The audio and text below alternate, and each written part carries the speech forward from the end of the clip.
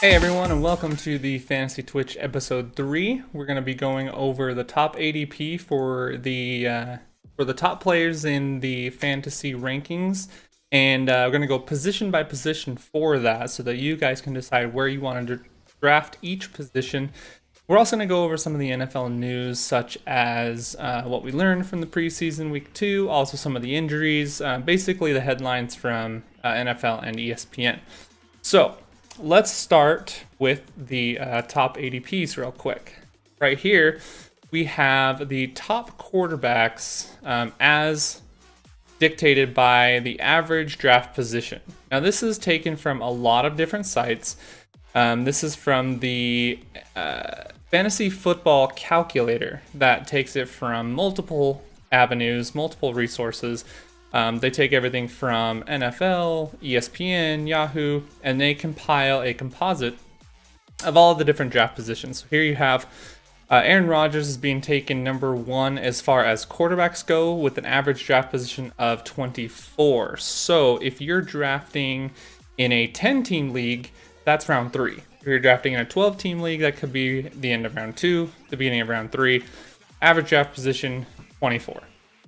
Then you go down to Tom Brady, 32, Drew Brees, 43, Matt Ryan, 61, Russell Wilson, 74, Derek Carr, 74.3, Andrew Luck, 82, Kirk Cousins, 82, Jameis Winston, 92, and Marcus Mariota rounds that out at 96. Basically what this is telling you, draft those players late. Draft those players late. I was watching a mock draft from the Fantasy Focus podcast crew, and they didn't start picking up quarterbacks until round 4, maybe round 5. So draft your quarterbacks late.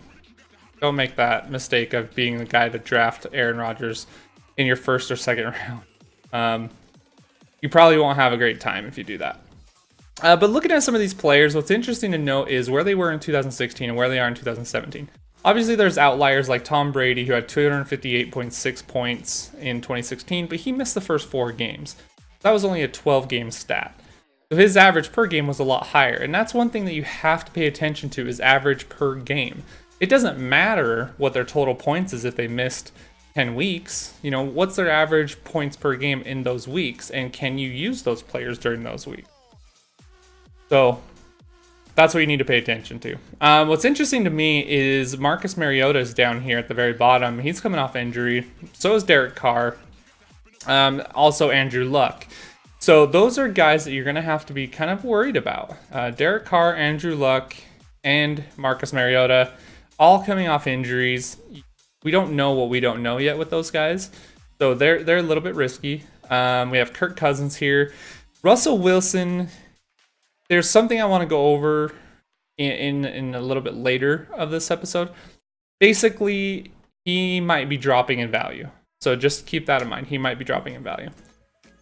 All right, so for the running back position, we have number 1, David Johnson. Number 2, Le'Veon Bell. Number 5, draft position, LaShawn McCoy. Then it goes to Devonta Freeman at 8, Melvin Gordon at 9, DeMarco Murray at 13, Jordan Howard at 14. Ezekiel Elliott dropped all the way down to 15 with his recent 6-game suspension news. Jay Ajayi, 16, Todd Gurley, 19, Leonard Fournette, 20, Lamar Miller, 27, Christian McCaffrey, 28, Isaiah Crowell, 29, and Marshawn Lynch, 30. Biggest move by far, Ezekiel Elliott. He's appealing his suspension. Right now he is suspended for 6 games. It could go down. It could be postponed. So keep in mind that is a possibility. His hearing is set for the 29th. So that is something that you want to pay attention to. A lot of the fantasy professionals are stating that even if Ezekiel Elliott does miss 4 to 6 games, he's still the number 4, 5, 6 player in fantasy this year. I don't know how much I believe that, because the average projection based on ESPN rules is not looking so hot for him. Bottom line, he's a great player. He's kind of an idiot, though.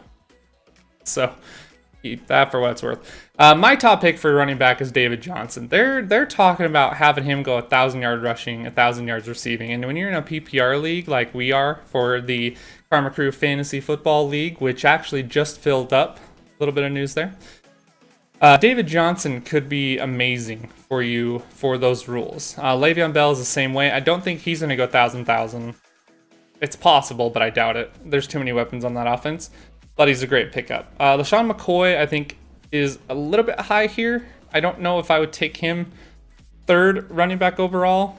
But I also don't know if I would take Devonta Freeman third overall either. The top two, I think, are set in stone.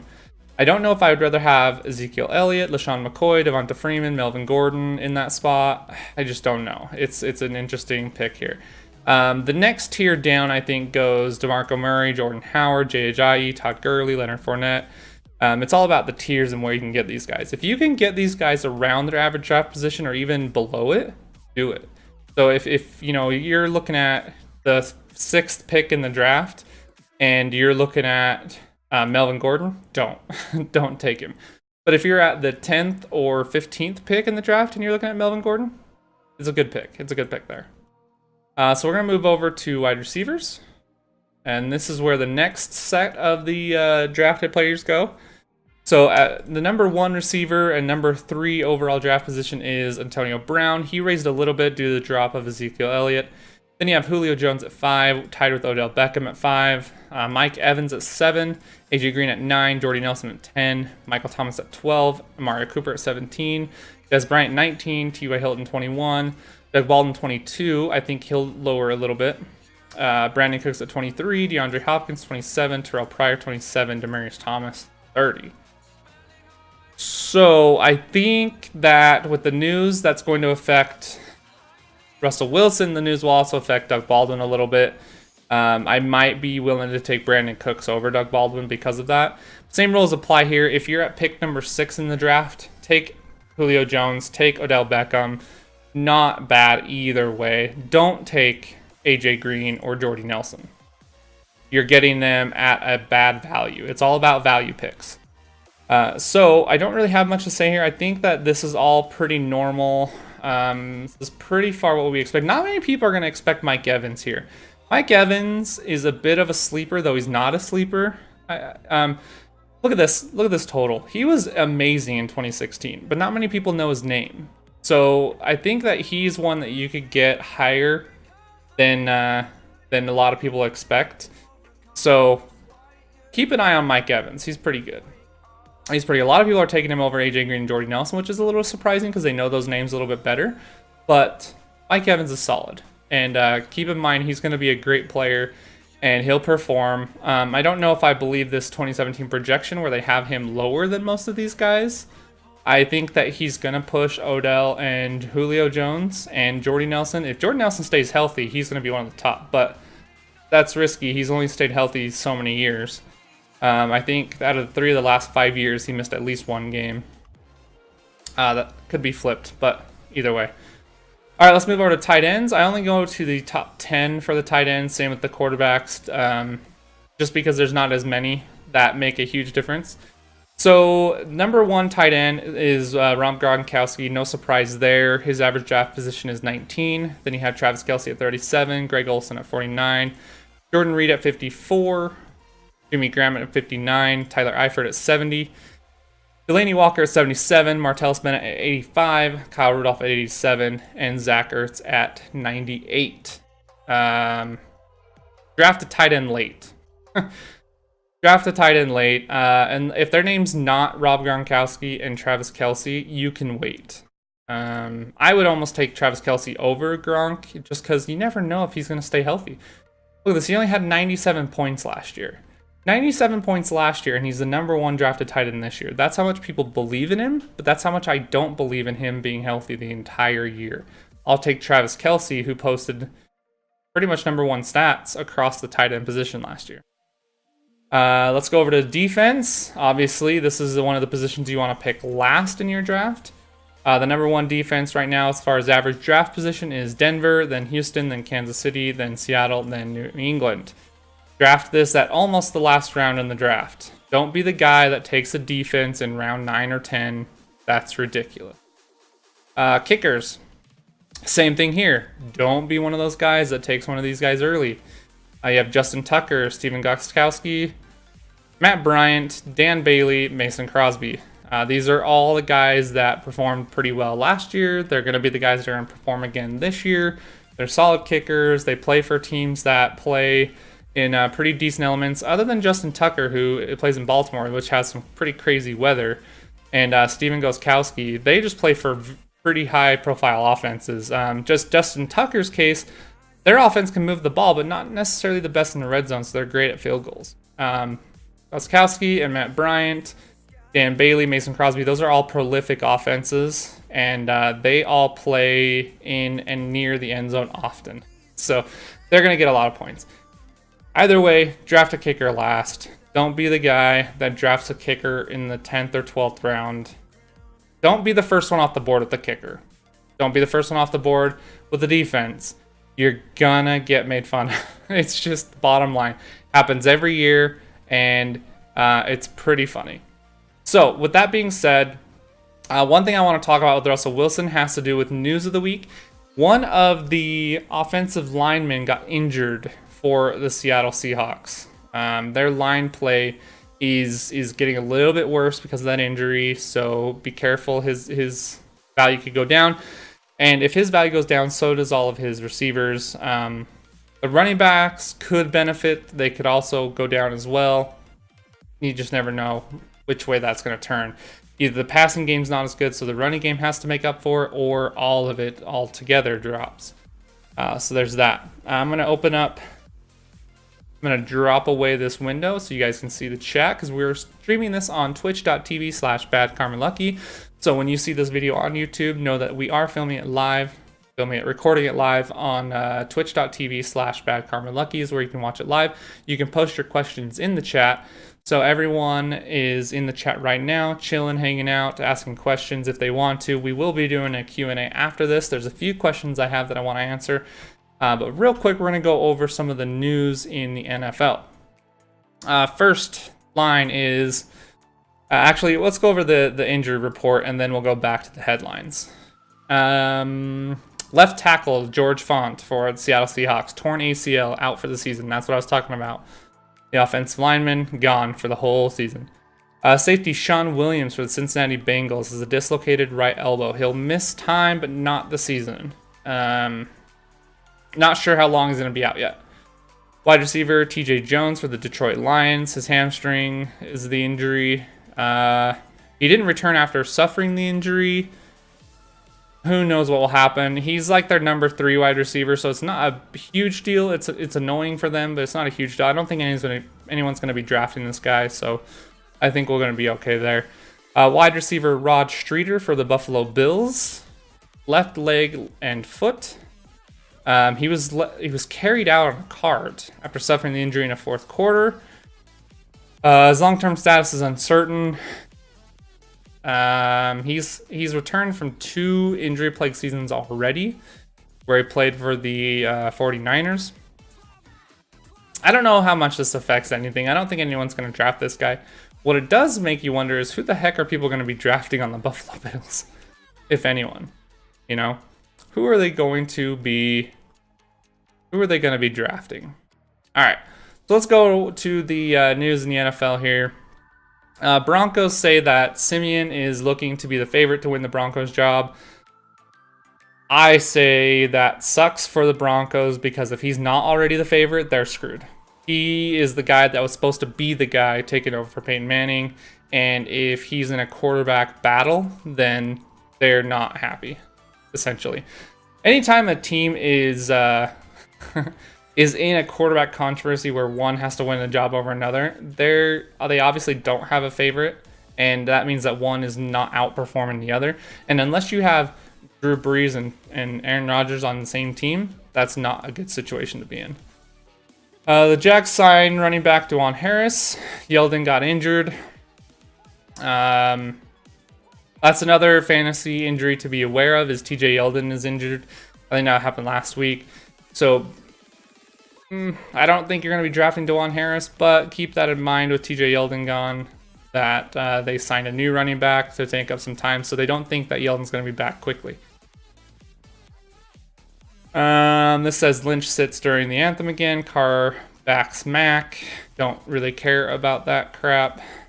Jones, Cowboys certainly are supporting Elliott. In support of Elliott. Don't care about that. I don't support Elliott very much. I hope he plays well, but I think he's a moron. Dak impresses for boys. Jalen has spirited debut. So, Dak Prescott led a pretty impressive drive yesterday. He didn't play much, but what he did play was awesome. He posted a perfect quarterback rating. That's encouraging for myself as a Cowboys fan, but it's preseason and it was against the Colts, who don't have a very good defense, so it is what it is. Don't take too much credit on that. Don't put too much into it. He could be terrible. He could be great. That's not going to tell us which way or the other. See what to watch for in week 2 of NFL preseason. We already had the week 2 NFL preseason, so this is an old line. So it looks like that's all that there is. Linebacker Maualuga signs with the Dolphins.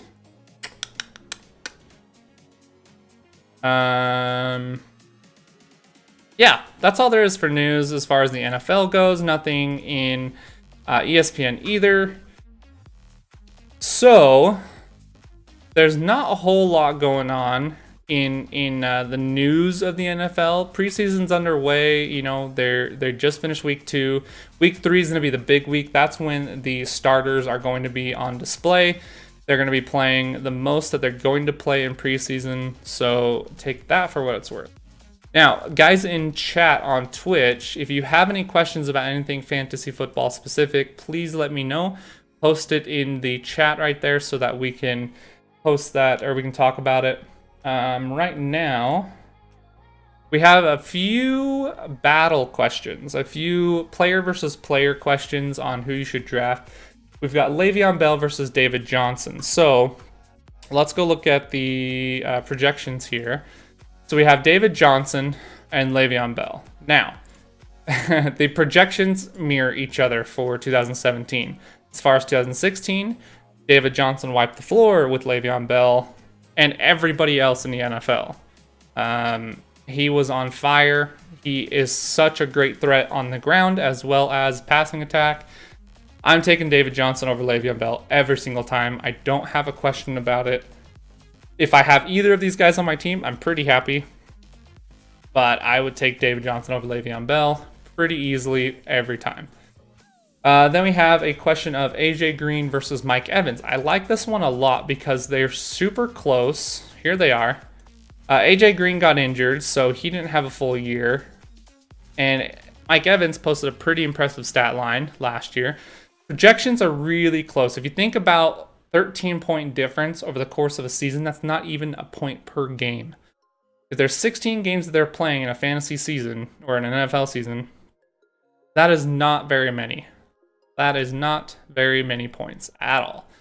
So they're getting drafted 7 and 9. Right around the same part of the draft. You're going to have to take them in the first round if you want them. I would probably take... I'm probably taking Mike Evans first over AJ Green. I don't have a problem taking either one. Their divisions, the division's a little bit tough for Mike Evans and the Buccaneers. Panthers usually have a pretty good defense and secondary, but so does AJ Green going against the Steelers. Obviously, the Browns are not in that discussion. I'm probably taking Mike Evans here. I like him a lot more. I think his upside is higher. He's a huge body. He's going to be a huge end zone threat. AJ Green is a fantastic deep threat. He just balls over everybody. So you can't go wrong with either of these picks, but I'll take Mike Evans over AJ Green, mostly because of the injury risk. AJ Green's coming off of an injury. There's a possibility he could get injured again. He could re-aggravate it. That's always a worry when someone's coming off injury. So we'll see with that, but I'll take Mike Evans over AJ Green. Then we have Eddie Lacy versus Todd Gurley. This is the easiest decision for me. I am taking Todd Gurley 100% of the time in this situation. Eddie Lacy, nicknamed Feast Mode as he replaces Beast Mode in Seattle, is not a guy that I'm looking for to push fantasy stats. He's just not. Todd Gurley, on the other hand, gets the ball. Fantasy football is a game of volume. The person who gets more volume most likely will do the best. Todd Gurley's going to get the ball a ton. Eddie Lacy, not so much. Eddie Lacy's a good football player. He's going to move the sticks. He's going to help them out. But he's not even the number one threat in Seattle. He's not even the guy that you know is going to get the ball every single time. I don't even think he's the starter. I think Thomas Rawls is going to be the starter. There is a running back committee in Seattle, not for Todd Gurley, not with the Rams. A dude's awesome. Pick Todd Gurley every time. He's going 19 overall, so he's about, in a 10-team league, he's at the end of round 2. In a 12-team league, he's probably middle to the end of round 2. You could probably get away with going 3rd round, maybe. If Todd Gurley is available in the 3rd round, take him. Take him. Even if he's there at the end of the 2nd round, probably take him. He's a pretty darn good football player, and you'll like him a lot if you have him on your team. Okay, I think that was it for the position battles. One thing I want to talk about as far as quarterbacks go is think of the players in a tier, okay? You have a top tier, and then you have a 2nd tier, and then a 3rd tier below. The top tier right now, I don't think you can dispute, is probably Aaron Rodgers, Tom Brady, possibly Drew Brees in there. But I'll take Aaron Rodgers, Tom Brady as like the top 2 in the 1st tier. And then Drew Brees and Matt Ryan in the 2nd tier. And then probably Russell Wilson, Derek Carr, and Andrew Luck in the 3rd tier. If you can even put Russell Wilson in there. I think Andrew Luck and Derek Carr are probably going to be better than Russell Wilson stats-wise. Russell Wilson might win more games. Probably not with the injury to his left tackle. But he might win more games. Probably not. His stat lines are not going to be as good. The 295, I think, is dependent upon his rushing ability. I don't think you'll see him rushing as much, especially with the left tackle out. I'll take Derek Carr and Andrew Luck over Russell Wilson this year. Hopefully the injury doesn't hurt either of them, but that is a concern, so beware of that. We're going to go back to chat here. We got a question of, will you be live streaming the fantasy football draft? Yes, we will be. The Karma Crew Fantasy Football League is now full. It was a subscriber perk, so all of these subscribers were invited to join. We now have a full 12-team league. We're going to be playing on ESPN. It is standard ESPN rules, which means point per reception. That is a new thing with ESPN. That's what we're going to be doing. So that is going to be live streamed. It's going to be September 2nd. And we'll be posting that out on Twitter and on Discord. And that will do it for the episode 3 of the Fantasy Twitch. Thanks for guys for watching. I appreciate you being here. Remember to hit up the Twitter at BadKarmaLucky. Hit up Discord. Make sure to join the Discord server. Come and chat with us about fantasy football. I'd love to talk to you guys and hear your opinions and discuss some of the positions and players. And don't forget to watch us on YouTube. If you are not able to be here live, it'll also be in the past broadcasts and highlight sections of the Twitch channel at twitch.tv/BadKarmaLucky. That being said, this is episode 3 of the Fantasy Twitch. Thanks for watching, guys, and have a great day.